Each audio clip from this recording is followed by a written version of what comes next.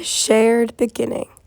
Judaism, Islam, Christianity. A shared beginning? What are you talking about? These three religions have nothing in common. They're so different. Well, if you're gonna let me finish. Actually, never mind. What do you think Judaism is? Sure, I'll give a little recap of Judaism. Judaism began thousands of years ago with a covenant between God and Abraham. God promised Abraham that him and his people would be given the land of Canaan. Then they were shaped by Moses in the giving of the Torah, which is their holy scripture, developed through the history of ancient Israel and crystallized into rabbinic Judaism after the destruction of the Second Temple. Yep. Now let's continue before I get interrupted. Let's talk about their main beliefs. Judaism's main beliefs are belief in one God, belief in 10 Commandments, importance of the Torah, and following God's law. Now on to Islam. Actually, I'm lazy. Can you just do it?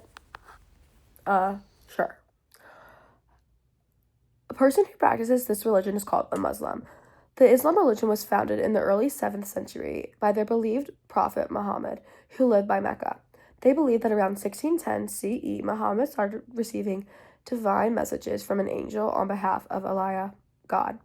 These messages are the basis of their holy book, the Quran. Muslims' core beliefs are the belief in Allah, God, belief in angels, belief in the holy book, belief in prophets, Muhammad being the last, belief in the Day of Judgment, and then belief in the Qatar, which is God's perfect knowledge and control. They also believe in 5 pillars to express faith. Thanks. While you're at it, just do Christianity too.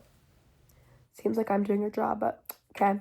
Christianity began in the 1st century CE in the region of Judea, which is modern-day Israel/Palestine, which was then part of the Roman Empire. It started as a movement within Judaism because Jesus and his earliest followers were Jewish.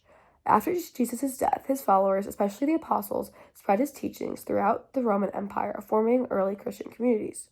Over time, Christianity grew. Main beliefs. Belief in Jesus Christ. Christianity centers on the life, teachings, and death and resurrection of Jesus. Faith in God and faith that Jesus Christ is the Son of God. The belief in the Bible. Christian beliefs are based on the Bible, especially the New Testament, which describes Jesus' life in early Christian communities. Belief in the church. Thank you. Now that we have a basis of all these religions, let's look at the differences and similarities.